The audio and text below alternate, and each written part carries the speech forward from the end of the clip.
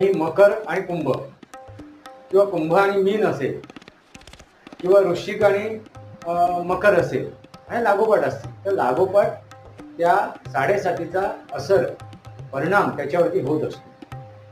आता विषय कसा झालाय, हे दोन्ही राशी एकाच्या मागोमाग आले आणि सर्वात महत्वाची गोष्ट, या दोन्ही राशीचा स्वामी हा शनी आहे.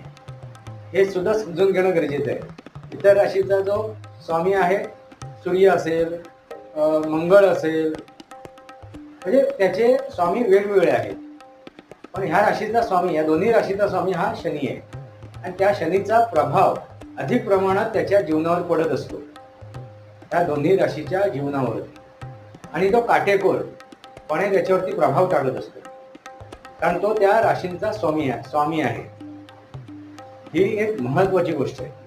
आता ह्या जातकाला